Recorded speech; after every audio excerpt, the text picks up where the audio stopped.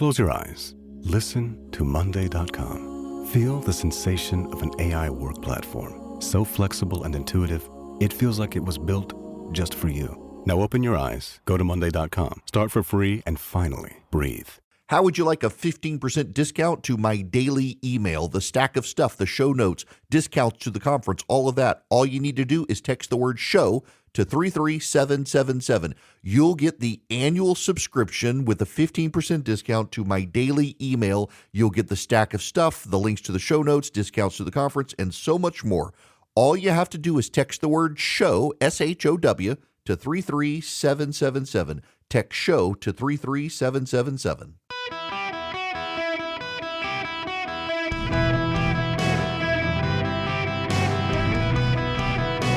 Welcome to the Eric Erickson Show podcast, Hour 2. Hello, America. Welcome. It is Eric Erickson here across the United States. The phone number is 877-973-7425. I will get to phone calls this hour. I had a lot to say about Shabuzi.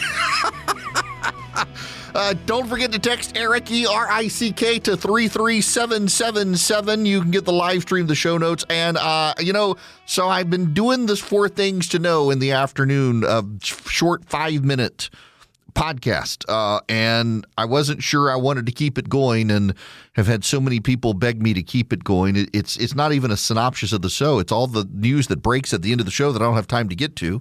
So I want to take your phone calls. Be patient with me. First, we got to talk about the ICE situation. There are some developments about ICE and some interesting developments. Tom Homan understands that he has 2 jobs, not just one job. Job 1 is the job you're all thinking of, deportation of illegal immigrants across the country. The second job is managing the political fallout caused by Kristy Noem and Gregory Bovino. He's got to do damage control for the President of the United States. This is Tim Walz. Nonpartisan judiciary must do the investigations into the shootings and other abuses of Minnesota's human rights. Since I met with Tom Homan, expectations have not changed. This force must leave Minnesota.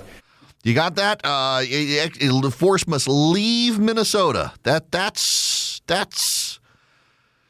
Tim Walz. Well, some are going to leave, not all. And an increase in unprecedented collaboration. And as a result of the need for less law enforcement officers to do this work in a safer environment, I have announced effective immediately, we will draw down 700 people effective today. That's Tom Homan. He is reducing the size of the force in Minnesota, says he can get the same job done with 700 less people, and also that they're not going anywhere. Can I ask a quick numerical just clarification and then get to my main question, please? So 700 leaving effective immediately. How many will that leave here once that group is out? Right around 2,000. And what is the pre-operation footprint? Well, 150, 150. 150 is normal. But we got to remember now we got special agents on detail here doing the fraud investigation. They're not going anywhere. They're going to finish their job. I'm talking about immigration enforcement efforts. So you've got Department of Homeland Security people doing the fraud investigation of the Somalis. They're not leaving. They're winding down some of the ICE deportation agents, but they started with 150 on the ground. They went up to 2,700. Now they're going to have 2,000, so 700 gone. Plus, that excludes those who are there doing the fraud research and the fraud investigation. They're not going to go anywhere. Meanwhile, the Democrats are doubling down on the talking point that ICE needs to be abolished. This is Democratic Representative McIver. on CNN. I know this is not a place that you represent, but I know you were watching, as were most Americans, what happened in Minneapolis. It has resulted in 2 deaths of 2 Americans at the hands of federal agents, 1 Border Patrol agent and 1 ICE agent, in less than a month. What do you make of what's happening there? Once again, it is Trump's chaos that he is literally implementing on American streets, on American cities, and it's not making us safer. You know, he's going through this whole thing, him and his administration, about how this crackdown on immigration is making us safe and, you know, it's making us better. It has done neither. It has not made us safe. It has not made us better. It has made people scared to death. People are frightened. They are very upset and depressed of what they see playing out in broad daylight for all of us to see in our streets across this country. And it's horrible. And this is not how we should be operating. I'll keep saying it. That's why Kristy Noem needs to go. Sending Tom Homan in is not a fix. But we also need to abolish ICE. It's just creating chaos. It's not creating anything better for anyone that I know, that I speak to, about what they see playing out right now.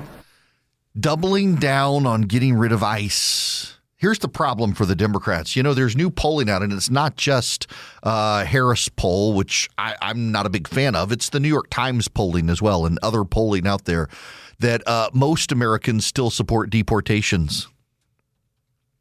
I saw a progressive yesterday say the president's position is so toxic. How can this be? Because the president's position is not that toxic. People don't like to see Homeland Security officials killing American citizens, but they really also don't like to see no deportations. Americans want the illegal immigrants deported.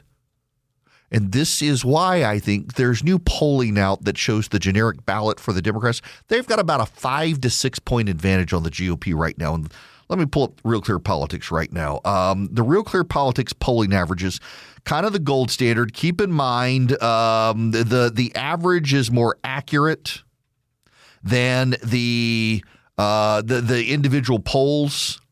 The average right now has the Democrats up 5 points. In 2022, the GOP had a 2.8% advantage, and they got that national vote.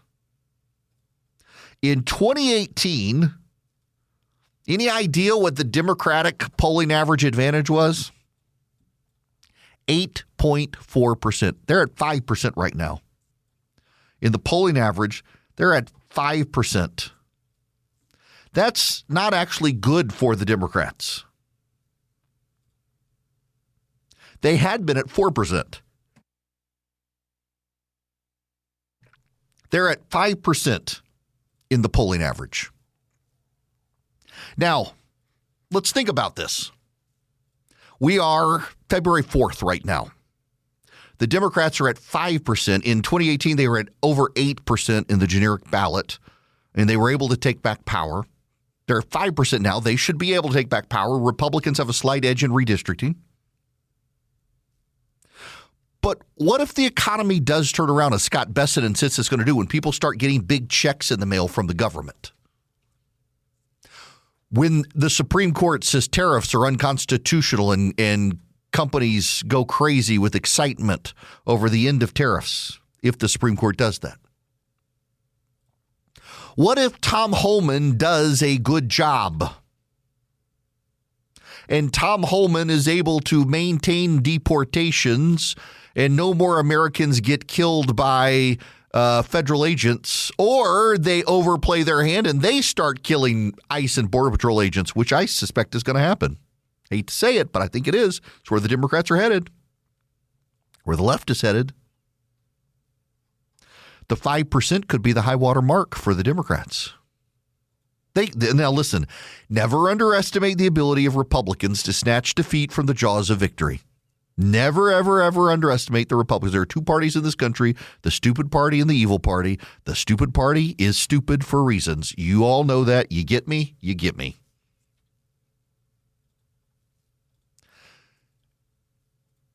But this could be a high watermark for the Democrats if things go right for the president. And part of this requires self-control. I know he doesn't have it. But he doesn't actually want Hakeem Jeffries to be Speaker of the House, and he doesn't want to lose the Senate either. And Democrats behind the scenes, unless Ken Paxton is the Republican nominee in Texas, Democrats are a little bit concerned about winning the Senate. They would have to do the biggest sweep in a very long time to be able to win the Senate. Odds go up if Ken Paxton's the Republican nominee. Why? Because Ken Paxton can win in Texas, don't get me wrong. But in so winning, the Republicans will have to spend so much money on him, they won't be able to spend to hold Susan Collins in Maine. They won't be able to win to hold back Roy Cooper in North Carolina.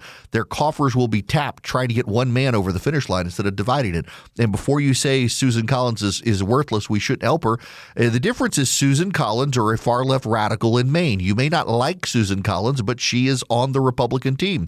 And if you want to purge everyone on the Republican team who you don't like, you're going to wind up with the Democrats in charge of the Senate. And good luck if something happens to Clarence Thomas or Sam Alito. You either control the U.S. Senate or you don't. I would rather control the U.S. Senate, even with some of the senators I don't particularly care for, but at least they're on my team and will vote for us to be in the majority. Republicans are too easy these days to embrace the magical thinking that the Democrats used to embrace. Right now, Republicans are like, we have to get rid of the filibuster because the Democrats are going to get rid of the filibuster if they get back power. Prove it. They were given plenty of opportunities. They never did it. Prove it. Republicans are like, we can't support Susan Collins. I would rather that far-left neo-Nazi Graham Planter get there, really, because he'll vote for Chuck Schumer to be the majority leader, not John Thune. Is that really what you want? You really want the GOP to not control the agenda of the Senate, including picking judges? Really? Is that what you want? You know how many judicial vacancies there are? There are a lot of judicial vacancies. Republicans right now want to blow up the filibuster for the SAFE Act. Instead of fighting at the state level, they need to scrap the filibuster for this. You know, what's so stupid is how cheap dates the Republican base is. If you want to understand how the Republican base are cheap dates and actually kind of stupid sometimes, I mean, we do have two parties, the stupid party and the evil party. Let's compare the stupid party to the evil party. In the stupid party, the base of the Republican Party is demanding the Republican Party blow up the filibuster so they can get voter ID imposed on the states, which would be enjoined by courts and dragged through a legal battle, possibly through the midterms, and then killed potentially by a federal district judge before working it up to appeal with a Supreme Court decision next year after the midterms. In the meantime, the Democrats take control of the United States Senate, and then what happens? The Republicans want to blow up the filibuster for voter ID. Democrats want to blow up the filibuster to make Puerto Rico and the District of Columbia states pass a national voting rights reform that abolishes voter ID, that allows younger people to vote, that allows immigrants to vote in local elections, and gets rid of deportations altogether and opens the border and gives amnesty to a bunch of illegal immigrants so that they can start voting for the Democrats. Why are you idiot Republican base voters such cheap dates? Why don't you blow up the filibuster for something significant, except you actually don't want to expand the federal government, and the Democrats do. So instead, you should suck it up and say, we're going to lose the SAFE fight at the federal level. Let's fight it out at the state level where we can. And also, those states are the ones that are gaining population in the 2030 census, so we'll be okay. There's no need to kill off the filibuster and empower the Democrats to fundamentally transform America. But you people get whipped up in your own omni cause. We laugh at the Democrats getting whipped up in the omni cause of first it's free Palestine, and then it's the gay rights and trans rights, and then it's trans gay rights for Palestinians, and then it's beating up Shabuzi for thinking immigrants. And on the Republican side, the omni cause is we got to blow up the filibuster so that we can get voter ID, and you're a heretic loser who doesn't know what time it is if you don't want to blow up the filibuster so the Democrats can take back power and make the District of Columbia and Puerto Rico a state and make sure we never get back power again. And then you're like, well, at least now I can be a permanent victim and say they all were out to get me. That's what these omni-cause guys on both sides want, is they just want to be permanent victims. They don't want to be winners. They want to be losers. They want to know that they lost without acknowledging they paved the path for their own loss. But the Democrats are going to get rid of the filibuster. They've had multiple opportunities and they've never done it. But you've told yourself a story because you wish to be a victim. Meanwhile, we got guys like Tom Homan out there who are doing good jobs. But you know he's getting attacked by the right now because he's not moving fast enough.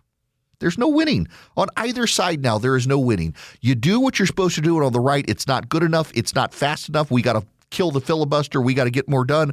On the left, it's not good enough. You didn't apologize enough. You didn't cite the right people. It is an outrage machine perpetuating the politics of both sides. And again, know what's going on in the world today and what's true and what's not, but spare me this professional victimization that is creeping into parts of the right. They don't even like conservatism anymore. They're too chicken to say they hate it. They want to wear it as a skin suit, but get rid of it. They're like Buffalo Bill from Silence of the Lambs, but with ideology. Close your eyes. Listen to Monday.com. Feel the sensation of an AI work platform. So flexible and intuitive, it feels like it was built just for you. Now open your eyes, go to Monday.com, start for free, and finally breathe. Welcome. The phone number is 877-973-7425. If you want to be on the program at the bottom of this hour, I will take your phone calls. Trish, I'm sorry you've had to wait so long. I promise I will get to you. Unfortunately, I wanted to get to you now, but there's breaking news I have to give you guys. It's actually substantial news. This just into the Eric Erickson show. Plans for nuclear talks with Iran have collapsed. The Iranians agreed they wish to move the talks out of Turkey, a NATO ally, to Oman, which they thought was more neutral territory. The United States declined. Then Tehran said that they would continue to meet if talks about the nuclear operations of Tehran and Iran were taken off the table, which the United States declined. The U.S. and Iran are now canceling talks. This is from Axios. Iranians said that in order to ensure that they focused only on nuclear issues and no other matters like missiles that are a priority for the U.S. and countries in the region, they wish to change the location and topics of the talks. The Iranian parliament is right now, as I'm talking to you, it's nighttime in Tehran. The Iranian parliament is insisting that talks be canceled.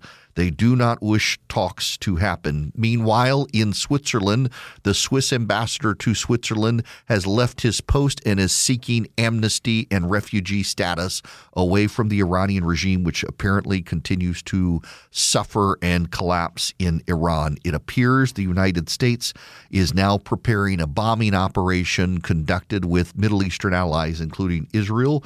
That's to be determined, but the massive forces there and the Iranians, as I'm talking to you, have tried to fly another drone into the USS Lincoln as they are walking away from talks. The situation heating up pretty rapidly. Now, my water heats up pretty rapidly at home thanks to Rinnai. How about that transition? The Rinnai tankless water heater is fantastic. I literally, ladies and gentlemen, turn on the hot water in my bathroom, and we don't even have a recirculator. The hot water, because it's close to the tankless water heater on that side of the house, flows in immediately. You used to have to leave the water running for like a couple minutes to flush all the cold water out. Not anymore. And then I could leave the faucet running all day and never run out of hot water because of the Rinnai tankless water heater. They are reasonably priced tankless water heaters, about the size of a carry-on bag. And you never run out of hot water. As long as you have gas, natural or propane, you get the Rinnai tankless water heater. Our power bill went down. We had two smaller electric water heaters under our house that covered the upstairs and the downstairs of the house. The kids were fighting over hot water for baths and stuff. No more fights in the house over hot water. And again, they are extremely reasonably priced. They are hyper efficient. Go to talkingtankless.com. See how to ditch your tank of a water heater and get a tankless water heater. Talkingtankless.com. Talkingtankless.com. Rinnai tankless water heaters. You'll never run out of hot water. What none of you know is that I've been talking to you. I just forgot to turn the microphone on. I am a professional. I literally just emailed someone. I am a professional. There are times you would be amazed to know that. As I was saying before I turned on the microphone, as promised, I want to take Trisha's phone call now. She's been waiting exceedingly patiently. Thank you very much for waiting, Trish. How are you? I'm good. How are you? I'm great. So thank you for being patient with me. There's so much to get to in breaking news, but I'm really glad you waited. Yeah, thank you. I just wanted to say that I think you're reading the Shabuzi Discord a little bit incorrectly. Okay. Because right now there's a internal war. Well, I shouldn't say war. I would say a debate going on within the Black community because people are starting to wake up to understand that immigration, especially specifically illegal, is not good for the community because you have these Black Chicagoans waking up, realizing that their property taxes have skyrisen. You have, I don't know if you've seen the video of the Black ICE cop that's been called the N-word. Called the N-word. Yes, by the liberals. Plants being raided, and when they told us that, illegals are only doing the work that people don't want to do, but we plant after plant after plant. Last I checked, we like to work at plants too. So, and then the latest kerfuffle is when the government shut down. You literally have people not paying American citizens, American federal workers, over illegals who aren't even supposed to be here. Mm-hmm. So I get what you're saying, in terms of maybe the phrasing and the of the Shabuzi incident. Let me just be clear here with you. He actually is getting eaten alive by progressives for thanking immigrants and not Black American slaves for building the country. But I will be the first to admit I am not completely plugged into the Black community. I mean, I can't even wear white socks because they disappear on me. I'm so white, can never find them to take them off. So I am very white bread. So I appreciate the insight into, because I actually did not realize within the Black community that this illegal immigration is starting to stir them up. Yes, and from a political standpoint, I think that because for a long time we're being told that, they just don't want the browning of America and blah, blah, blah, blah, blah. But when they're seeing their schools overrun and they're seeing their property taxes climb and they're seeing that, hey, I just went to that plant and they told me they didn't have any openings and, now it's being raided, those kind of things are starting to. And then when you have people who weren't necessarily born here, like or people who maybe came here legally or their parents were legal, and they come on the microphone and they say, we built this country. Well, guess what? African Americans start feeling some kind of way. Black people who were born here start feeling some kind of way. Like, wait a minute, you just got here. What's the reason why you have these civil rights? And I understand what you're saying in the backlash. No, you shouldn't have to apologize for being successful, but just understand that there's something brewing, and that if the Republican Party were smart, they would understand that this is an opportunity to explain to people why illegal immigration is not to your benefit. That's all I had to say. Listen, I appreciate you sticking around to make that point, because you are, amen to everything you've said here. And you're right. It is. And, I got to be honest with you, Trish. One of my deep frustrations with the Republican Party is a lot of the people they send into non-white communities are like the worst possible spokesman to send into these communities. There are some fantastic Black Americans who are Republicans who should get hired, and instead they go to these grifters who just want to make money off the system. It's like I remember one time, and I kind of overemphasize this, but there was a white guy who I know who went to speak to a group of Hispanics for the Georgia Republican Party back in the day, and literally walked into the room and the first word out of his mouth was, "Hola." Just be authentic. Be authentic. Yes, I agree. They can't send Trump because the Black community still doesn't rock with him like that.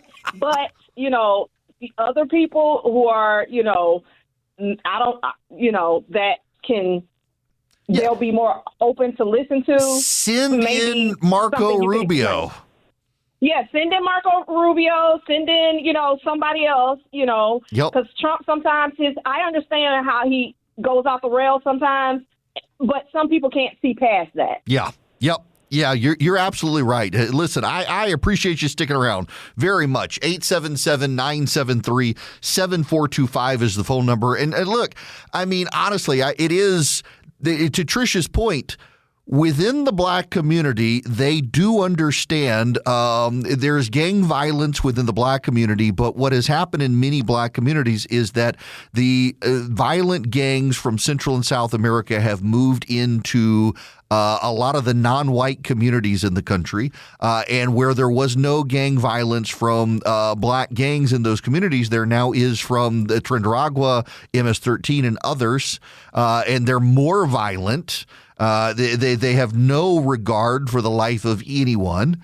And on top of that, you have illegal immigrants taking jobs that a lot of black Americans had been doing, and a lot of them being paid under the table in industries where they can get away with it, and the crime and everything else. It is not just white Americans who are getting killed by illegal immigrants in car wrecks, DUIs, the fentanyl crisis, things like that. And I can totally get what Trisha's saying, that there is a resentment growing within the black community towards illegal immigration, just like everywhere else. And by the way, the polling reflects this as well. A majority of black Americans in the country support deportations of illegal immigrants. Why? Because they're Americans.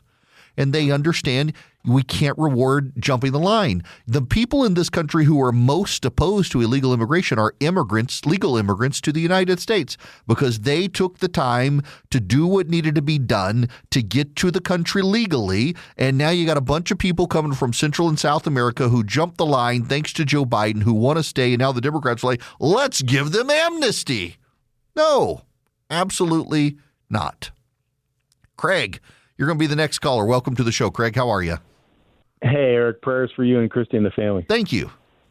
Have you ever noticed, I'm going to ask you this question and then use an example of something in your show today. Have you ever noticed that if you let a liberal talk long enough, they'll contradict themselves? Oh, absolutely. Yeah, and I think it's because they stop thinking once they reach the point where their argument supports their narrative, but they stop thinking before the discussion reaches its logical conclusion. And an example of that is the Shabuzi's acceptance speech you played earlier. When Shabuzi said that immigrants built this country, Black Lives Matter stopped him right there because that didn't support their narrative. And then they actually race-shamed him into apologizing for his statement. And Eric, you then carried this thought to its logical conclusion and proved that his statement that immigrants, not just black immigrants, built this country was in fact accurate. And I can't tell you how many times this happened to me, and that's why when I speak with a liberal, I just keep saying, and then what happens? And they inevitably contradict themselves. And you chat with a lot of liberals, so I was wondering if your experience has been similar. Oh, yes. It is. So what it is, Craig, I have determined is so many arguments, and it's not just liberals, but it is predominantly liberals. The arguments are emotion-based. And if they're emotion-based, there's no logical construct. And so the arguments actually are, to some degree, it's harder to win the argument or to persuade them that they are wrong because it's not a fact-based argument to begin with. It is 100% emotion. And when they're emoting, what the argument is really about is, are their concerns valid? And what I'm learning more and more in talking to people on the left is you got to to a degree acknowledge their concerns, because a lot of the concerns based on emotion, they are legitimate.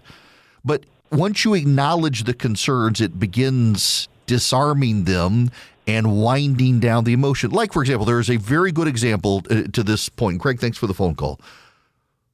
It is absolutely 1,000% true and cannot be denied that Customs Border Patrol agents have rounded up legal residents of the United States in the process of trying to find illegal aliens. 1,000% that has been the case. It is well documented in communities around this country. And so we'll go back to the congresswoman I played on CNN, people living in fear in their communities. I now know, and I didn't realize that I knew, but I know someone who is Hispanic who now tells me that he has started carrying his birth certificate with him when he goes places because he's worried. And I keep trying to tell him, you don't have to be worried. It's nonsensical to have to feel like you got to carry your birth certificate. You don't have to. And he's like, you're not going to get rounded up by ICE. And they always blame ICE. It's Border Patrol. So you're not going to get rounded up by him either. They're not doing that in Georgia. But he's concerned. He's concerned because of what he hears on Hispanic radio and Hispanic TV. It's all over Hispanic radio and Hispanic TV. That's going on. You may not hear it, but it's happening. And so he's really turned against deportation. By the way, this is a friend of mine who's Hispanic who was very much down with deporting everybody. He voted for Trump in 2024 over immigration issues, and now he thinks he got it wrong. I'm like, wait. Okay, let's acknowledge that this has actually happened. It hasn't happened in Georgia, though, where you are. And also, let's acknowledge that the policy is being changed. Tom Homan is back. They're not going to do mass roundups. So if they're not going to do mass roundups, and they are going to target the people who they know came across the border illegally, they have a list, and your name's not on it because you didn't come across the border illegally. If they're doing it that way, are you okay with the deportation? Yes, absolutely. With white progressives, however, you got to go the next step. With white progressives, it's no one should be deported from the country. Why should no one be deported from the country? Well, because they came here, they want a better life. Well, what about the people who came here, who wanted a better life, who took the time to do it legally? They struggle with answers to that question. They struggle with answers to, does the border mean something or not? If the border doesn't mean something, what makes an American American? And they'll inevitably fall back on, well, way of life and values, et cetera, et cetera, et cetera, et cetera. But is it a value of the United States to come in illegally, cut the line, and disregard the legal processes of the United States? There's a level of emotional disarmament that goes into talking to progressives these days. Increasingly, I got to be honest with you, there's a level of emotional argument that is playing out on the right now as well. The postmodern right is like the postmodern left, deeply emotional and not very logical on a lot of things. And I am not cut out for postmodernity. This whole idea that you can have your truth and I can have my truth and I can't invalidate your truth even though you're a blithering idiot. I'm sorry, but some people are blithering idiots.